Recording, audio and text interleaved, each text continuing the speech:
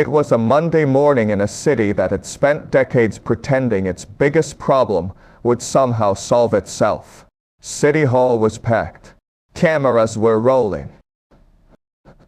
90 days to fix something it had been avoiding for more than 30 years. If the deadline passed without meaningful action, an emergency protocol would activate automatically. Something the city had never done before. Something that would change everything. The announcement was made. The clock started ticking, and the city had no idea whether the days ahead would bring rescue or disaster. But to understand why that deadline mattered, you need to understand what was at stake. It had been building for decades. Invisibly, while the city went about its business. Reports had been written, warnings had been issued, experts had raised their voices, and year after year, nothing happened. Because nothing happening was easier than something happening. The city had grown comfortable with the problem. To work despite it, to pretend it wasn't getting worse. And for a long time, that strategy worked. Until it didn't. The announcement was the moment the strategy stopped working. The mayor had drawn a line in the sand. Not because it was politically popular. Not because the problem had suddenly become urgent. But because the city had run out of time to keep pretending. So that was the problem. The question was, what was the consequence? The emergency protocol had been designed years earlier. Tucked away in a binder on a shelf somewhere. Something officials had written in case of worst-case scenarios they never expected to face. It was detailed. It was legal. And it was severe. If the city failed to meet the deadline, the protocol would activate automatically. No additional vote. No last-minute reprieve. Just a cascade of actions that would fundamentally reshape how the city functioned. It was designed to be threatening. The entire point was to create a consequence so significant that the city would do whatever it took to avoid it. But here's what makes that significant. Once the protocol was set in motion, it couldn't be stopped. The city had built a machine it couldn't turn off. And now the machine was waiting for a deadline that was approaching faster than anyone wanted to admit. The researchers who helped design the protocol understood this. They knew the city had a history of ignoring its own problems. They knew warnings had been issued before. Nothing would change. So they built the deadline. They made it real. And they hoped they would never have to use it. Once you understand the protocol, you can see why it was necessary in the first place. Because the city had been here before. Multiple times. The pattern was well documented. Every few years, an expert commission would publish a report outlining the scope of the crisis. Officials would nod solemnly and promise action. The action never came. The reports piled up. The warnings faded. The problem got worse. And the city moved on. This pattern repeated itself 5 times over the past 3 decades. 5 reports. 5 sets of recommendations. 5 moments when the city could have chosen a different path. 5 moments when it chose to stay the same. What makes this pattern significant is not just the repetition. It's what the repetition reveals about how the city actually works. It was designed this way. Designed to resist change. Designed to protect the status quo. Designed to make action more difficult than inaction. And that is exactly why the deadline was necessary. History is only part of the story. The question is what happened after the mayor spoke. Task forces. Emergency planning sessions. Officials scrambling to understand what they had just committed to. And what emerged from the chaos was something surprising. Some departments moved quickly. They formed working groups. They allocated resources. They started building the infrastructure needed to address the problem. Others did nothing. They waited for instructions that never came. They pointed to budget constraints. They cited legal concerns. They found every reason to delay. And the clock kept ticking. The city had been given 90 days. By the end of the first month, it had made less progress than the experts had projected in 1 week.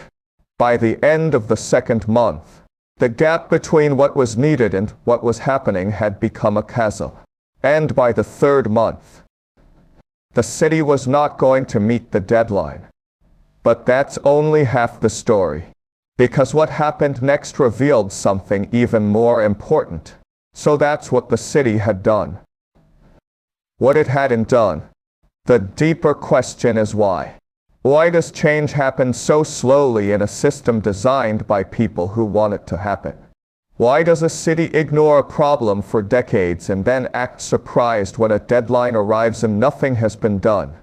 The answer is simpler than you might think. And it tells you almost everything you need to know about how the city actually works. There were two forces at play. The city had been doing things the same way for so long that changing course required more than just a decision.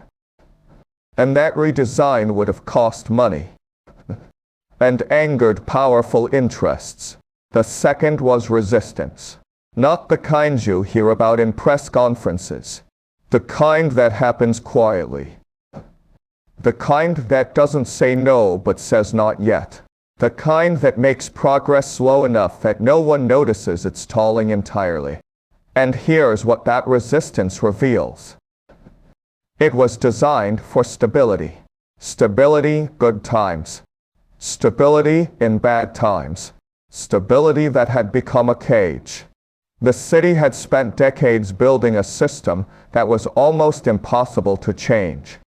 And then it had been given 90 days to change it. By the time the final weeks arrived, the city was facing a reality it had spent years avoiding. The problem was still there, the deadline was still there, and the protocol was still waiting. The question was no longer whether the city could meet the deadline. The question was whether it would even try. But the resistance was just the surface. The deeper question was what would happen when the deadline arrived. Some officials argued for a last-minute push. Others argued for an extension. A few quietly admitted that they had already given up. And the city watched. Because the city was not just buildings and officials and systems. The city was people. People who lived with the problem every day. People who had been waiting for change for decades. People who had heard the announcement and believed, for just a moment, that this time might be different. Understanding where the city stood told you where it was going. The trajectory was clear. Even if the destination was uncertain, 3 paths lay ahead. One path involved a last-minute scramble. Emergency meetings. A desperate attempt to meet the deadline that would likely fail, but would at least show effort. A second path involved the protocol activating, the emergency measures triggering automatically. Chaos, confusion, and a new reality that no one had planned for. A third path involved the city finding a way to extend the deadline. An 11th-hour decision that would buy more time and allow the problem to be kicked down the road one more time. Of the three, the third path was the most likely. Because it was what the city had always done. But here's what made this moment different. The city had changed. Not because it wanted to. Because it had to. The announcement had created something that couldn't be undone. Not the deadline itself. Not the protocol. Something else. Something that had been there all along but had never been tested. Understanding where the city was heading tells you something about where we're headed. This pattern exists everywhere. Problems ignored until they become crises. Deadlines set and missed. Consequences avoided until they can't be avoided anymore. This is not a story about one city and one deadline. This is a story about what happens when systems built for stability are forced to change. And the clock is still running. But all of this is abstract unless we remember who it affects.